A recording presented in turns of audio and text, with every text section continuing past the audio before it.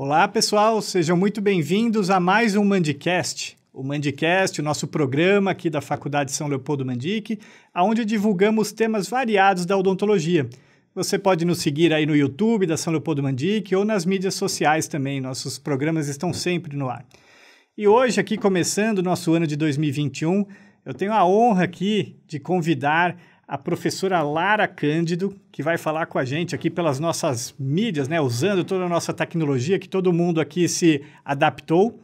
A professora Lara, ela é professora lá da Unifacid, em Piauí, Teresina, e é egressa do mestrado e do doutorado aqui da Faculdade São Leopoldo Mandic. Ela é mestre em patologia bucal aqui pela equipe da doutora Vera, foi orientada pelo doutor Fabrício Passador, e no doutorado eu tive a honra de ser o orientador do doutorado dela em clínicas odontológicas. Então, é um grande prazer que eu recebo aqui agora a professora Lara Cândido, que tem um Instagram que bomba aí, o Lara Cândido Patologia, onde ela divulga as patologias que ela aprendeu aqui com a gente. Muito obrigado, Lara. Seja bem-vinda. Obrigada, professor Marcelo. A honra e o prazer são todos meus de estar aqui sendo entrevistada, especialmente por você, meu orientador, professor querido. Que bom, que legal. Lara, vamos falar aí sobre diagnóstico precoce do câncer de boca, um tema super importante, que o dentista é uma peça-chave para isso, né? Em relação aos fatores de risco do câncer bucal, teve alguma alteração nos últimos anos?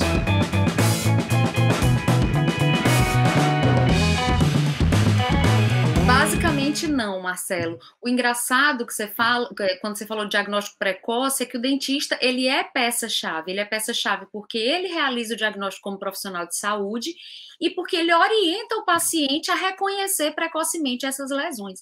Então, realmente, o dentista é peça-chave. E quanto aos fatores de risco, pouca coisa tem mudado.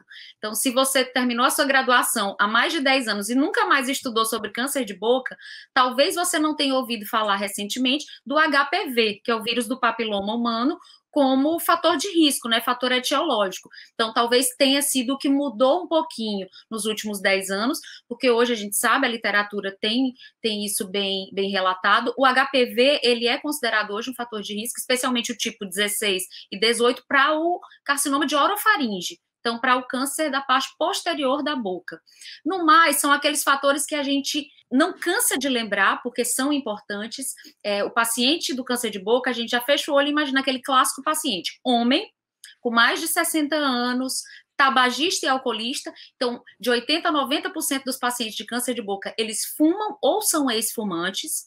O álcool, ele tem um papel importantíssimo, tanto isoladamente, quanto junto com o tabaco, eles atuam sinergisticamente, ou seja, um potencializa o efeito carcinogênico do outro. Então, tabaco, álcool, radiação solar, é importante falar isso aqui no Nordeste, a gente não tem 4 estações, né? Sempre quente. Mas para vocês, Sul, Sudeste, são 4 estações bem definidas e vocês estão no verão agora. Então, a radiação solar para o lábio inferior é muito importante. Quando a gente pergunta na anamnese sobre a ocupação, a profissão do paciente, é para avaliar também isso, o risco da exposição solar para ele.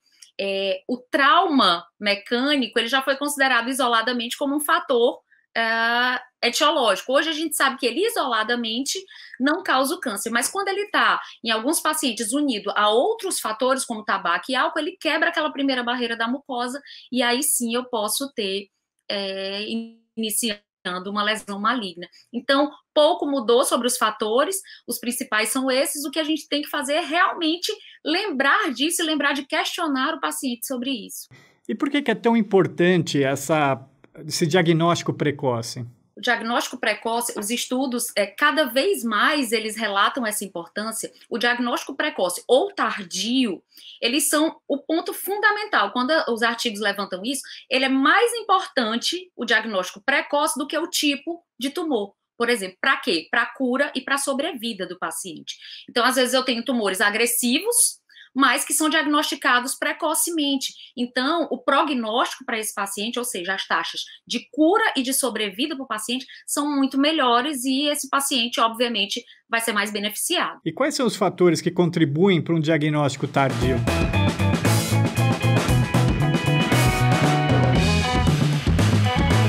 Isso vai linkar muito com o que você disse lá no começo da entrevista, que é sobre o papel do dentista. São 3 principais que a gente costuma ver, tanto na prática, né, quem atua com isso, quanto na literatura. Primeiro, fatores de atraso no diagnóstico precoce relacionados ao paciente. Então, é quando o paciente não procura, ele vê aquele sinal, aquele sintoma e não procura o profissional. O segundo é relacionado ao dentista ou ao médico, né, o profissional de saúde. Quando o paciente te procura, faz a queixa e você não investiga ou não diagnostica a lesão. E o terceiro é relacionado ao sistema de saúde, né, no nosso caso, o sistema de saúde público, que é quando o dentista faz o diagnóstico, encaminha o paciente, mas a gente tem um atraso naquele início do tratamento. Então, veja que dessas 3 etapas, 2 são basicamente obrigação do cirurgião dentista, que é quando você faz o diagnóstico no seu consultório e é de você informar para o seu paciente o que ele tem que avaliar na boca dele de sinais ou sintomas precoces do câncer de boca. Como você elencou aí, o dentista tem um papel-chave. Por que às vezes pode ocorrer falhas nesse diagnóstico precoce do câncer de boca por parte do profissional? Isso é interessante, Marcelo, porque você perguntou se os fatores de risco mudaram. Eles quase não mudaram. Então, alguém que se formou há 20 anos atrás já conhecia os fatores de risco, pouca coisa foi acrescentada, o HPV, e por que a gente não diagnostica? Eu faço muito um comparativo do câncer tardio, né, diagnosticado tardiamente, com uma tempestade. Você não precisa que a tempestade caia na sua cabeça e te molhe para você saber que vai chover. Você olha para o céu, tá ventando, tem nuvens espessas, tem um cheirinho de chuva. Então, tudo isso são sinais que te mandam avisar. O câncer de boca é mais ou menos assim. E o diagnóstico que a gente quer fazer, que é esse diagnóstico precoce, ele é como essa tempestade. Quando você diagnostica no estágio tardio, já não é legal. Por que os dentistas falham? Existem estudos sobre isso, existem artigos. Veja bem, se tabaco e álcool são os principais agentes etiológicos, seria o que a gente devia perguntar primeiro para o paciente. E um estudo que foi feito, por exemplo, na Escócia, ele viu que só 19% dos dentistas perguntavam sobre tabaco e álcool para os seus pacientes. Então, é bem conflitante isso. Se a gente sabe que tem que perguntar se são os principais fatores, seria mandatório que você fizesse essa pergunta de cara. E aí eles foram questionados, esses dentistas, do porquê que eles não perguntavam. E aí a maioria disse que, porque eu não quero gerar estresse no meu paciente, ansiedade. Se eu perguntar para ele se ele fuma, ele vai achar que eu estou pensando que ele está com câncer. Bem, mas é seu papel explicar para o seu paciente que realmente tabaco e álcool causam câncer. E nesse estudo ainda tem uma coisa muito interessante, que eles perguntaram o porquê, né, deles não detectarem clinicamente esses dentistas. E eles disseram que tem dificuldade pela formação acadêmica, que muitas vezes a formação acadêmica não os preparou para ver, eles não viram muitos casos de câncer.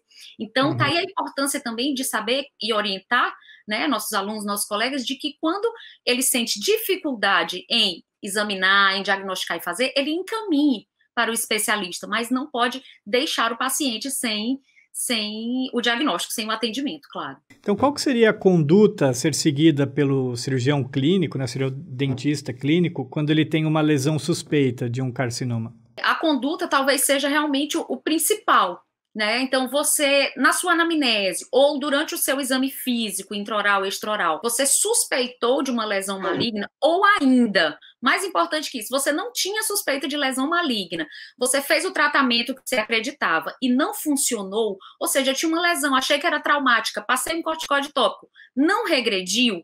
Então, se você tem essas lesões que não regridam com 15 dias de acompanhamento ou de tratamento, sim, está indicado investigar a possibilidade de uma lesão maligna. O diagnóstico-chave é dado por uma biópsia, que é o procedimento cirúrgico, mais o exame histopatológico, né, anatomopatológico, que é feito pelo patologista, de preferência patologista dentista, patologista bucal. Então, a conduta é biópsia, exame histopatológico.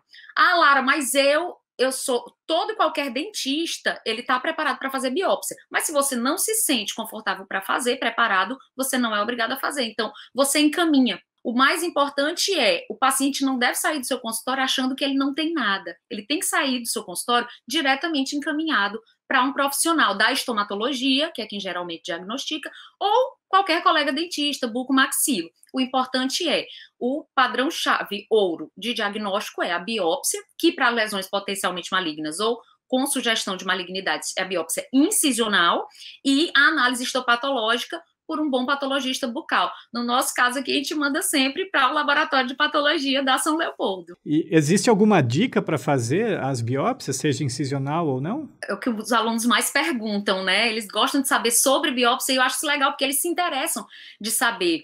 Então, sim, a gente tem diversas dicas, né? E principalmente quando você trabalha do outro lado, que é do lado do patologista, é muito importante, antes de mais nada, conservar bem aquele espécime. Então, já é a cara do professor Fabrício, professora Andresa, doutora Vera, formol tamponado a 10%. Então, tenha no seu consultório, independente da sua especialidade, porque vira e mexe, vem uma lesão periapical, vem algum tecido junto com aquele dente incluso e você coloca. Acondicionar no frasquinho próprio para isso e no formol tamponado a 10%. Algumas lesões, elas têm indicações específicas na biópsia de fazer um pouco mais profundo ou fazer perilesional, mas o mais importante é trazer um espécime que você consiga analisar, não é só a alma, né, do espécime muito pequenininho, acondicionar bem, identificar com o nome do paciente, a data. Se você faz de 2 sítios diferentes, você identifica os sítios e enviar para um bom laboratório de patologia. Tem essa boa comunicação com o patologista. Se for lesão óssea, você tem que ter os exames de imagem, basicamente isso.